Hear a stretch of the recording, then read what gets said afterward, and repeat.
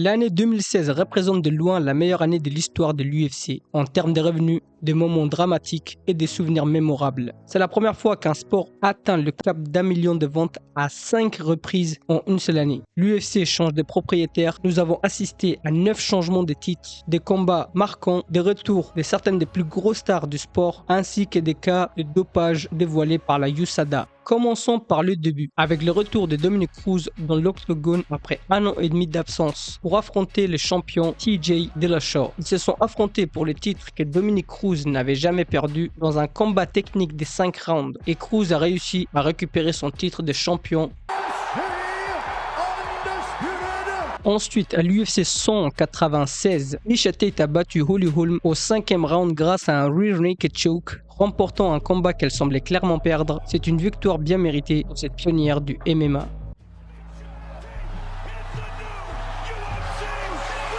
Stipe Miocic met KO Fabricio Werdum et entame ce qui va être l'un des plus grands règnes chez les poids lourds. Eddie Alvarez, The Underground King, a réalisé sa propre version de Rocky en mettant KO Rafael dos Anjos pour devenir le champion de la catégorie poids léger. Michael Bisping, après avoir frauduleusement gagné par décision contre le grand Anderson Silva avec des juges chauvins chez lui à Londres, s'offre l'arrogant Luke Rockhold avec 2 semaines de préparation et un œil en moins pour devenir le champion poids moyen.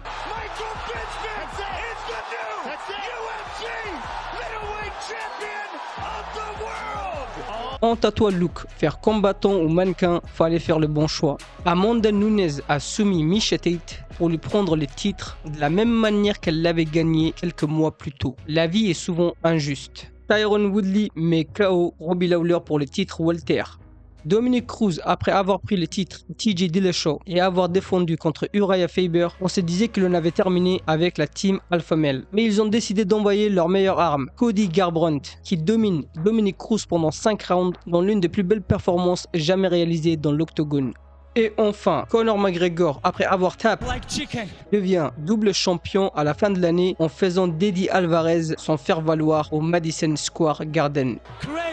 Comme mentionné précédemment, 2016 est la seule année où l'UFC a atteint de tels chiffres, avec 5 événements ayant dépassé le million de ventes.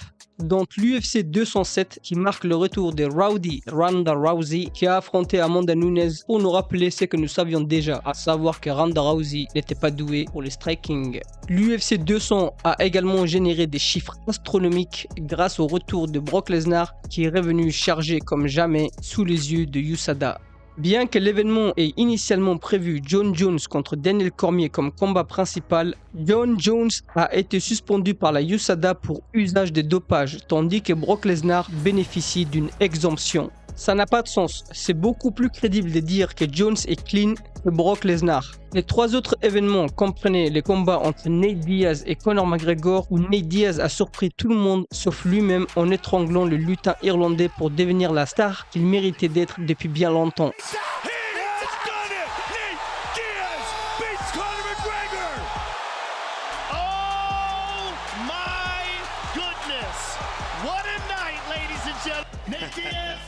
You just shook up the world.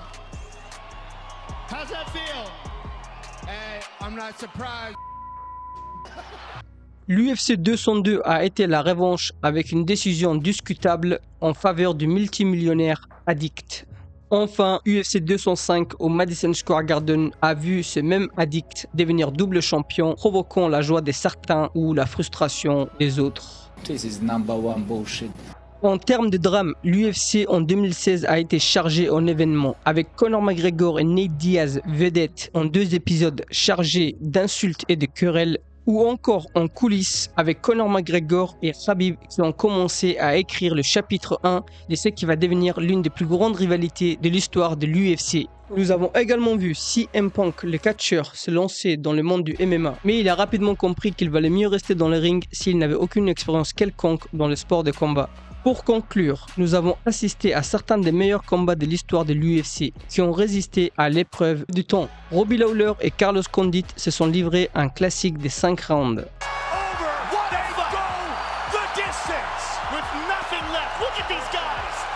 Conor McGregor et Nate Diaz épisode 2 a délivré en termes de spectacle avant et pendant le combat.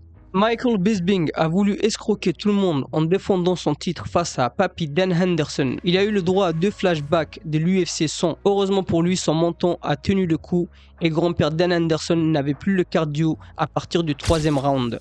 Et pour finir, Cub Swanson et The Korean Superboy Doo Ho Choi se sont rencontrés dans ce qui est considéré aujourd'hui comme un classique des temps modernes, un combat qui a été intronisé à l'UFC Hall of Fame.